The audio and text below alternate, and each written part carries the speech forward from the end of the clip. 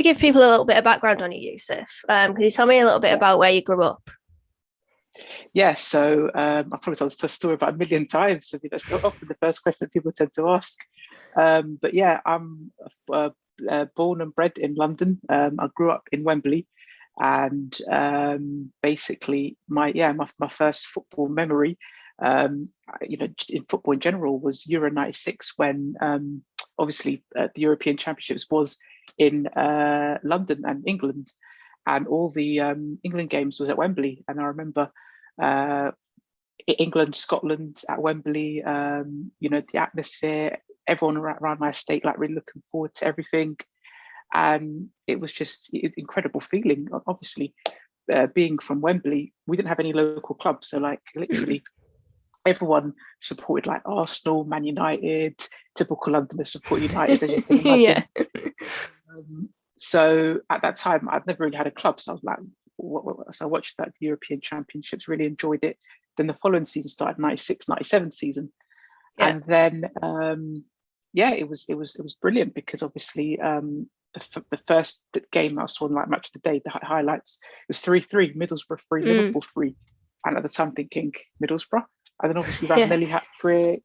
I'm seeing Ravanelli with his t-shirt, over his head and stuff. And just like little stuff like that, those were my memories. The things, I wasn't even at the match or whatever. Lots of people, they go to the matches or they've got family members that are from the area. But for me, it was almost like just seeing that, and it's just sort of built up over the years. Yeah, that's what I wanted to ask you, really. How, like, why Boro, essentially? Yeah, so essentially, it's the club that, like I said, literally everyone supported Arsenal, everyone supported Man United, a few Liverpool fans, a few Chelsea fans. So there's no real local club to where I live, really. So I didn't really have a club. So the club that I had to choose, I say I had to choose, but the club that sort of came to my heart first was obviously Boro. And when I saw that result, and I saw obviously Ravanelli hat-trick and the t-shirt over his head, and it was just, as the season went on, I mean, I don't really remember the relegation as such because I was still quite young at the time, but I remember the FA Cup final, and it was just brilliant because obviously the FA Cup final was at Wembley. Yeah. And I remember just walking around, Wembley and stuff. And I have an Argos one. The Argos now is actually taken down, but I used to have an Argos that lived near where I live. And I remember walking past it, and in the front of the Argos store, they had like all these TVs that they were selling. And I remember seeing that, lots of all the TVs had a picture of Emerson having an interview. So like little memories like that, it seems like small and minute, but like they definitely sort of build up. So obviously, little memories like that was good. I remember obviously when we drew against Chesterfield, because that was on TV, 3-3. So yeah, there's a few memories that sort of, I mean, like I said, the relegation, it didn't really hit me so much because it didn't really mean anything to me. I remember obviously seeing Janino sat in the middle of the pitch, I think Ellen Road, and like in tears and stuff. But to me, it didn't really understand. I was more gutted at losing against Chelsea in the FA Cup final. I was absolutely devastated because it was like, and I remember, because I was still young at the time, I was saying to my family, I'm a Chelsea fan now, and I'm like, don't be stupid. Everyone supports Chelsea or whatever, and I stuck with Boro. And funnily enough, when Mourinho came to Chelsea, and obviously they started winning all those trophies, and had all the money, the Abramovich money, they were like, see, if you joined Chelsea, look what you could have been having. But do you know what? I wouldn't change it for the world, because the Boro journey's been, it's been amazing. Yeah, what was your first? What was the first game that you attended then? Because obviously I live in London, so my first football memory, first game I actually went to was an away game to Tottenham, and that would have been about 2003. So obviously it was a bit a few years later, so I was a bit older, and it was at White Hart Lane. I think it was a Tuesday or Wednesday night, but I remember it was a midweek game, and it finished 0-0. So it was like, yeah. So you imagine it's not the best of typical Boro. Typical, exactly. But to me, it didn't matter, because it was just being there, hearing like the Middlesbrough accent for the first time. The people next to me, people behind me. It was just amazing. Hearing the Boro songs, obviously, it's different. Watching it on TV and hearing, you are my Boro. It's very different than actually being. And even though it's not at home, it was obviously away. And it was just really, really good. And it was just a really, really good atmosphere. And like I said, I don't remember too much sort of details, but it's small little moments that obviously I remember, and it just made me fall in love with the club more. So yeah, that was my first game. Can you remember your first game at the Riverside then? Yeah, I remember that very, very clearly, because obviously I live in London, so I didn't actually go to Riverside until recently, actually. Mm. So, funnily enough, it's actually the anniversary. Today's the anniversary of my Is first time at it? the Riverside. That's Yeah. It amazing. was actually only 4 years ago, when we played against Man City in the FA Cup. Mm. So that was the season that we were in the Premier League, and we played in the FA Cup. And I obviously have a story about that one, because obviously I live in London. I booked my train tickets. So the way that I thought to myself is, okay, we're probably going to draw this game 0-0, 1-1, whatever, go to extra time or go to penalty. So I made sure my train ticket was significantly later than the full-time whistle. Yeah. What happens? We go and get beaten, was it 2-0 or whatever? I can't remember. Yeah. I think yeah, 2-0 and whatever. Yeah. So obviously I remember just thinking after the final whistle, my train's in about 4 hours. What am I going to do? This is where my obsession, if you like, came in, like waiting after the matches and meeting the players. Because I remember I left the stadium, and I remember seeing, because I was in the West Stand for that game, so it's behind like Guardiola's dugout. Mm. And I remember I left the stadium, and then I could see the Manchester City team bus. So I still saw the Man City team bus. I waited. I thought, okay, I get to see a few Man City players, and then suddenly I just saw in the car park, the opposite side of me, really just dead walking. So I thought, why am I here waiting for the City players when I could be over there waiting for the Boro players? Yeah. So obviously, I was waiting, and there was loads of fans waiting, and really, I met Really Stead, I met Adelan Guardiola. Yes, it was, yeah, those are the moments. The stars. Exactly.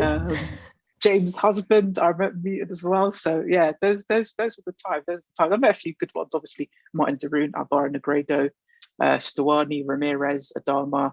But yeah, it was just, yeah. So it's great, because obviously there's the stories behind every sort of thing. So obviously, even though my first game at the Riverside was only 2017, I did go to like lots of away games. So obviously, when I was initially when I was in secondary school, I'd go to like the London games. As I got a little bit older, I might go slightly out, like Birmingham and the Midlands. And going to the Riverside was always tough, because financially it was ridiculous, and also the distance is like 4 hours away on the train. So like I said, the first time I went was sort of 2017, and a lot of people are quite surprised by that, because they're like, really, kind of thing happened, but yeah, it's great memories. And since then, obviously, I've gone to a lot more games at the Riverside, and that's where a lot of people, recognise me now, and see me as one of the familiar face at the ground, which is nice. It can be nice. It can have its downsides as well. That's for sure. Is it weird when people ask you for photographs and stuff? Is it not a little bit like surreal sort of thing? Well, it was weird at the start. I mean, I remember the first time someone had asked me. It was when was it? It was, I think, 2017. Yeah. So basically, I did like Boro Fan TV interviews at the start, the popular and famous Boro Fan TV. But then again, most people like me, to be fair, from Boro Fan TV. There was a few others that they weren't too keen on, so that's all good. So yeah, I did a few Boro Fan TV interviews, and I remember going to Reading away, and I went into the concourse, and this parent, this lady with her son, 14-year-old son, goes to this. She goes, "Oh, is it okay if my son has a photo with you?" I was just like confused, like, me? Why? Who am I? Who am I? Like, why does he want to? I was like, okay, so I was like confused. I didn't even have time to comprehend what was happening. I didn't even ask. I was like, yeah, sure. And I obviously took my photo. I still had my ticket in my hand. I think I might have like a bottle of Coke, and I was like, just obviously since then, like, I smile in photos and stuff. But it's like really, really weird. So it was weird at the start, and obviously as time went on, I started doing my vlogs. I started getting popular on like Twitter and Instagram, getting a few followers, and I think it gradually sort of built up. So it wasn't like suddenly. It kind of like through Boro Fan TV, I started to get recognised. A couple of people asked for photos, and then it really hit off when I started doing the vlogs, because that's what I think people really, really enjoyed, like the vlogs. And YouTube's quite a big thing. Social media is quite a big thing, I think. And I don't think that, I mean, there was a few Boro fans that were doing like vlogs and stuff, but they weren't really getting the views like other clubs fans were doing, like, you know, Thog Dan and I think a few Villa fans and people like that. So I guess I was the first like Boro YouTuber, even though I didn't really like that term YouTuber, because I'm not a YouTuber, you know. People were after me to do it, really. So that's why I did it. And then it just sort of blew over and blew over. And then I think, when was it? Yeah, it was, finally, it was the 3-year anniversary yesterday of when I conducted the South Stand against Barnsley. We beat them 3-1, and I was marching up and down. Yeah. I got sent like yesterday. People saying, look what's come off of my memories. It's 3 years ago yesterday, and we beat Barnsley 3-1, and that again made people like recognize me, I guess. And after that game, that's where it really blew up. Like, I got asked for so many photos, and it was just like really sort of surreal. And I guess that's also where it kind of turned, because before then it was all positive. But after that, it started being a bit negative. People saying, he's attention seeking, and, you know, why are fans asking him for a photo? And like the jealousy started kicking in, and it started to go a little bit sort of downhill, and it like little petty remarks and stuff. But yeah, it's I mean, it's just one of those things, I guess. People say, you know, you've got to learn to ignore it, and you ignore it to a certain extent, but it still hurts, I'm not going to lie, but it's you just kind of get used to it, really.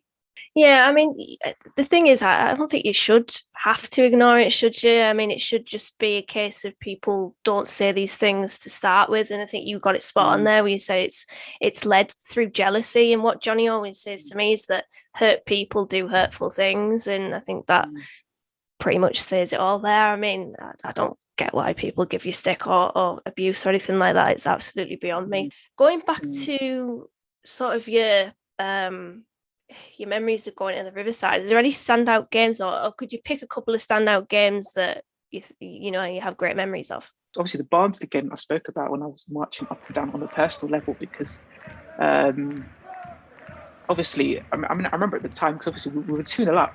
I think we scored, Ayala scored early on, and then Adama Traore scored as well to make, and it went 2-0. And then I remember, I think it was a Barnsley player went down injured, and the ground was completely flat. It was quiet, and I'm thinking we could win this game 4-5-0. So I just thought, like, come on, let's continue this little singing. So that's why I stood up and I started like marching up and down and trying to get, and everyone like around me was like laughing and like having a real good time. And I think there were a lot of people enjoying it. Lots of videos got sent to me. My, you know, social medias went absolutely crazy.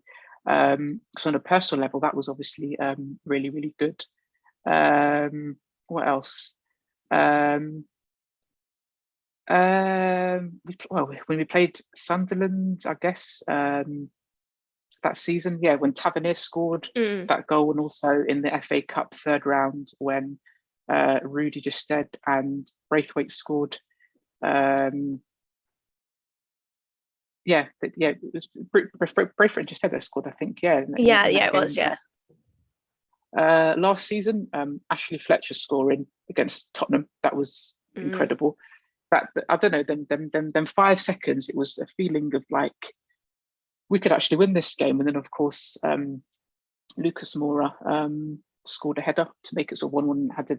Went to extra time. It was not extra time, went to a replay, and ironically, by going to a replay, that probably cost us the season, because it meant that we played so many games, and that's when our form kind of dipped. And if we never had that game, who knows? We may well have not, you know, gone in that bad run, and Woodgate may still be manager and stuff. But anyway, it's all hindsight. Who knows? Yeah, it is. But yeah, that was good. And also because a Match of the Day caught me with the Ashley Fletcher celebration. That was quite a funny sort of moment for me.